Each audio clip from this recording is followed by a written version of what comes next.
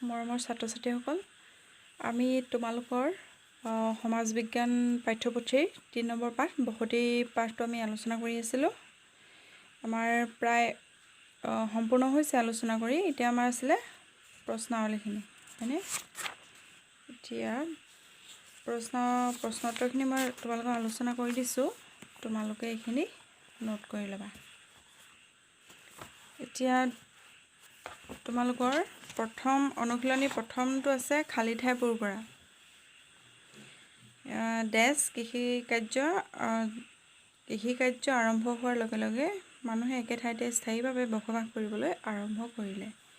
খটো হৈছে পানীৰ উৎসক ভিত্তি কৰি গাঁওবাসীয়ে ভালেমান সা সুবিধা ভোগ কৰে।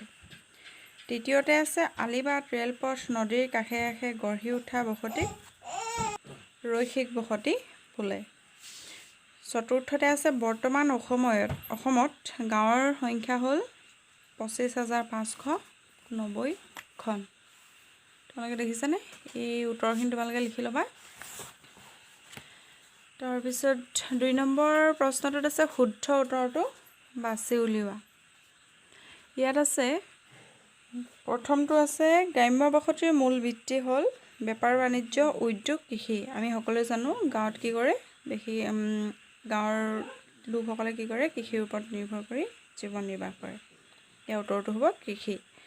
খটো আছে গ্ৰাম্য অঞ্চলতকৈ নগৰ অঞ্চলত জনসংখ্যাৰ ঘনত্ব কম অধিক সমান।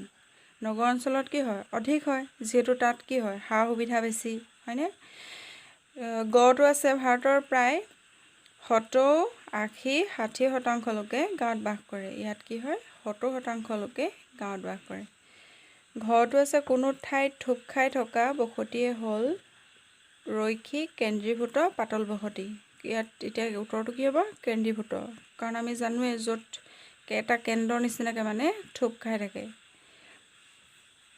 ৩ নম্বৰতে আছে তোমালোকৰ উত্তৰ লিখা 4টা বা 5টা বাক্যৰ ভিতৰত। ইয়াত তোমালোকক মই ইয়াত লিখি দিছোঁ উত্তৰখিনি।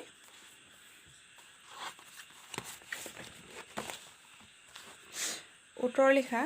কটো আছে মানুহে স্থায়ীভাৱে বসবাস কৰিবলৈ লোৱাৰ কাৰণ কি বুলি ভাবা? আমি জানো যে তেওঁলোকে কি হয়, আগতে কি আছিলে, আদিম যুগৰ মানুহবিলাকে অঘৰী জীৱন যাপন কৰিছিলে, হয়নে? তেওঁলোকে খাদ্য বিচাৰি ইঠাইৰ পৰা আন ঠাইলৈ ঘূৰি ফুৰিছিলে। তাৰপিছত লাহে লাহে কি হ'ল, কৃষি কাৰ্য আৰম্ভ হোৱাৰ লগে লগে মানুহে স্থায়ীভাৱে বসবাস কৰিবলৈ আৰম্ভ কৰে। বিশেষকৈ মাটি চহোৱা, শস্য চোৱা চিতা কৰাৰ স্বাৰ্থত মানুহে স্থায়ীভাৱে বসবাস কৰিবলগীয়া হয়। এইখিনি লিখিবা তোমালোকে। খটো আছে গাঁৱলীয়া বসতিৰ মূল বৈশিষ্ট্যসমূহ আলোচনা কৰা। আমি আগতে পাঠটো পঢ়োঁতে আমি আলোচনা কৰিছিলোঁ গাঁৱলীয়া বসতিৰ মূল বৈশিষ্ট্যসমূহ, হয়নে? ইয়াত আছে গাঁৱলীয়া বসতিৰ মূল বৈশিষ্ট্যসমূহ। প্ৰথমটো আছে গাঁৱলীয়া বসতিৰ বাসিন্দাসকলৰ বৃত্তি কি হয়, মূলতঃ কৃষিৰ ওপৰত নিৰ্ভৰ কৰিয়ে তেওঁলোকে জীৱন নিৰ্বাহ কৰে। দ্বিতীয়তে আছে গাঁৱলীয়া বসতিৰ আন এটা মূল বৈশিষ্ট্য হ'ল ইয়াৰ বসতি পাতল আৰু বিস্তৃত। ৩ নম্বৰতে আছে গাঁৱলীয়া বসতিৰ বাসিন্দাসকলৰ ঘৰ বাৰীৰ আৰ্হি প্ৰধানকৈ থলুৱা আৰু পৰম্পৰাগত। চতুৰ্থতে আছে এনে বসতিত কি হয়, ব্যৱসায় বাণিজ্যৰ সুবিধা কম হোৱা পৰিলক্ষিত হয়। ৫ নম্বৰতে আছে ইয়াত যাতায়াত ব্যৱস্থা সাধাৰণতে সুচল নহয় আৰু যান বাহনৰ সংখ্যাও কম পৰিমাণে দেখা যায়। তোমালোকে ইয়াত তোমালোকৰ মাৰ্কছ অনুযায়ী লিখিবা তোমালোকে উত্তৰখিনি, কিন্তু গোটেই পইণ্টখিনিয়ে মনত ৰাখি থ'বা। গটো আছে কেন্দ্ৰীভূত বসতি কেনেধৰণে সৃষ্টি হয় লিখা। এতিয়া কেন্দ্ৰীভূত বসতি কেনেধৰণে সৃষ্টি হয়? পৃথিৱীৰ উপৰিভাগত মানুহৰ বসতি সকলোতে একেধৰণৰ নহয়। কোনো কোনো অঞ্চলত আকৌ বিভিন্ন সা সুবিধা থকাৰ কাৰণে মানুহৰ বসতি একে ঠাইতে থোপ খাই থাকে। এনেধৰণে থোপ খাই কেন্দ্ৰীভূত বসতিৰ সৃষ্টি হয়। এইখিনি লিখিবা তোমালোকে। পৌৰ বসতিৰ চতুৰ্থতে আহিলে পৌৰ বসতিৰ মানুহৰ জীৱিকাৰ উপায় কেনেকুৱা চমুকৈ লিখা। ইয়াত এতিয়া পৌৰ বসতিৰ মানুহবিলাকৰ জীৱিকা কেনেকুৱা হয়? পৌৰ মানে নগৰীয়া বসতি। আমি নগৰত কি আছে আমি জানোৱেই, নগৰত সা সুবিধা আছে, হয়নে? তেওঁলোকে কি হয়, জীৱিকাৰ উপায় হিচাপে তলৰ দিশবোৰ অৱলম্বন কৰে। ইয়াত মই পইণ্ট ৱাইজত দিছোঁ, তোমালোকক এইখিনি লিখি ল'বা। 1 নম্বৰতে আছে বেপাৰ বাণিজ্য, 2 নম্বৰতে আছে শিল্প উদ্যোগ, 3 নম্বৰতে আছে শিক্ষানুষ্ঠান আৰু 4 নম্বৰতে আছে গাঁও আৰু নগৰৰ মাজৰ অফিচ কাছাৰী চাকৰি ইত্যাদি। এইকেইটা আছে তেওঁলোকৰ বৃত্তি। পঞ্চমতে আছে তোমালোকৰ গাঁও আৰু নগৰৰ মাজৰ সম্পৰ্ক আলোচনা কৰা। আমি আগতে আলোচনা কৰিছিলে পাঠটো আমি পঢ়োঁতে, হয়নে? গাঁও আৰু নগৰৰ মাজত কি হয়, এক এৰাব নোৱাৰা সম্পৰ্ক আছে। তোমালোকক এইখিনি মই গ্ৰাম্য আৰু নগৰীয়া বসতিৰ মাজত সম্পৰ্ক এইখিনি ধুনীয়াকৈ লিখাই দিছিলোঁ। ইয়াত প্ৰথমটো দিয়া হৈছে বেপাৰ বাণিজ্যই গাঁও আৰু নগৰৰ মাজত সম্পৰ্ক বৰ্তাই ৰাখে। সেৱামূলক কাৰ্যই এই সম্পৰ্ক গ্ৰাহ্য কৰাত সহায় কৰে। গাঁওবাসীয়ে তেওঁলোকৰ উৎপাদিত কৃষিজাত সামগ্ৰী নগৰক যোগান ধৰে আৰু নগৰীয় ঔদ্যোগিক দ্ৰব্য আৰু অন্যান্য সেৱা গাঁৱলৈ আগবঢ়ায়। 3 নম্বৰতে আছে বেংক, ডাক, বীমা, শিক্ষা দীক্ষা আদি সেৱাৰ যোগেদি গাঁও আৰু নগৰৰ মাজত এক নিবিড় সম্পৰ্ক স্থাপন হয়। 4ৰ্থতে আছে গাঁৱৰ কিছুমান মানুহে বিভিন্ন কামৰ তাগিদাত দৈনিক নগৰলৈ আহে আৰু নগৰত পোৱা বিভিন্ন প্ৰয়োজনীয় বস্তু ক্ৰয় কৰি উভতি যায়। আৰু এটা লিখিছিলোঁ সাম্প্ৰতিক সময়ত অৱশ্যে মোবাইল ফোন, ইণ্টাৰনেট আৰু অন্যান্য প্ৰচাৰ মাধ্যমৰ যোগেদি গাঁও আৰু নগৰৰ মাজৰ সম্পৰ্কৰ ক্ষেত্ৰত এক নতুন ধাৰা উঠিছে। তোমালোকে গাঁও আৰু নগৰৰ মাজত সম্পৰ্ক লিখিবলৈ হ'লে এইখিনি পইণ্ট লিখিবা, ঠিক আছে? এতিয়া আহিলে চমুটোকা। তোমালোকৰ চমুটোকা 3টা লিখিবলৈ দিছে। প্ৰথমটো হৈছে ৰৈখিক বসতি। ৰৈখিক বসতি মানে কি? গ্ৰাম্য বসতিৰ এটা প্ৰকাৰ হ'ল ৰৈখিক বসতি। কিছুমান বসতি বাট পথৰ কাষে কাষে দীঘলীয়াকৈ বিস্তাৰিত হৈ থাকে। তেনে বসতিকে ৰৈখিক বসতি বোলা হয়। ৰৈখিক বসতি সাধাৰণতে নলা, ৰেলপথ, নদী আদিৰ কাষে কাষে দেখা যায়। তাৰমানে ৰৈখিক বসতি মানে দীঘলীয়াকৈ থকা, গম পাইছানে? দীঘলীয়াকৈ বসতি কৰি থকা। খত আহিলে বৰ্গক্ষেত্ৰাকাৰ বসতি। বৰ্গক্ষেত্ৰাকাৰ মানে এইটো হৈছে গ্ৰাম্য বসতিৰ আন এটা প্ৰকাৰ। গাঁৱত থকা কৃষিক্ষেত্ৰক কেন্দ্ৰ কৰি এক ধৰণৰ বসতিৰ সৃষ্টি হোৱা দেখা যায়। এনেধৰণৰ বসতিকে বৰ্গক্ষেত্ৰাকাৰ বসতি বোলা হয়। বৰ্গটো কেনেকুৱা দেখিছা নহয় তোমালোকে? 4 স্কোৱাৰ সমান, তেনেধৰণে তাৰমানে মানুহবিলাক থাকে।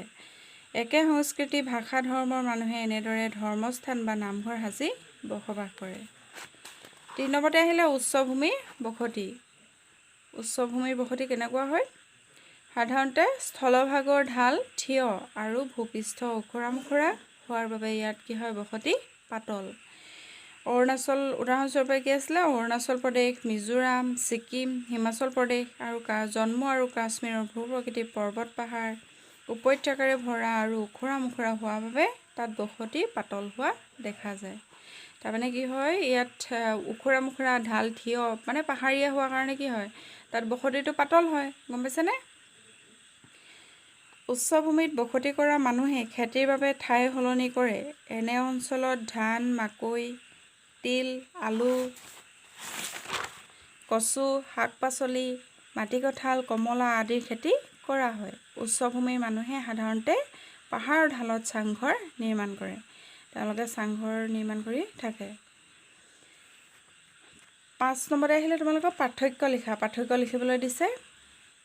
এতিয়া প্ৰথমটো দিছে গ্ৰাম্য বসতি আৰু পৌৰ বসতি।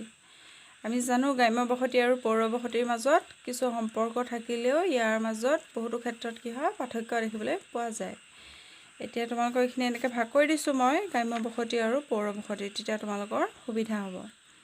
এতিয়া পইণ্টখিনি আছে, আমি জানোৱেই গ্ৰাম্য বসতিৰ বৃত্তি কি হয়, কৃষি, আৰু পৌৰ বসতিৰ বৃত্তি কি হয়, ব্যৱসায় বাণিজ্য, উদ্যোগ, চাকৰি, হয়নে? অফিচ কাছাৰী চাকৰি ইত্যাদি।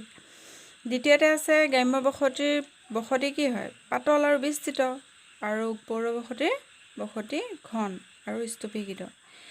3 নম্বৰতে আছে ঘৰ বাৰী। গ্ৰাম্য বসতিৰ ঘৰ বাৰী আৰ্হি থলুৱা আৰু পৰম্পৰাগত, আৰু পৌৰ বসতিৰ ঘৰ বাৰী আৰ্হি কি হয়, আধুনিক আৰু ওখ অট্টালিকাৰ প্ৰাধান্য বেছি। 4ৰ্থতে আছে গ্ৰাম্য বসতিৰ যাতায়াত ব্যৱস্থা সুচল নহয়। গাঁৱত যাতায়াত ব্যৱস্থা সুচল হয় আমি জানো হয়নে? পৌৰ বসতিত কি হয় যাতায়াত ব্যৱস্থা সুচল আৰু ইয়াত কি হয় সা সুবিধা বেছি হয়নে? এইটো এটা লিখিব পাৰা। 2 নম্বৰতে আহিলে ৰৈখিক বসতি আৰু কেন্দ্ৰীভূত বসতি। ৰৈখিক বসতি আৰু কেন্দ্ৰীভূত বসতিৰ পাৰ্থক্যখিনি চোৱাচোন। আমি ৰৈখিক বসতি মানে কি বাট পথৰ কাষে কাষে দীঘলীয়াকৈ বিস্তাৰিত হৈ থকা বসতিকে ৰৈখিক বসতি বোলা হয়।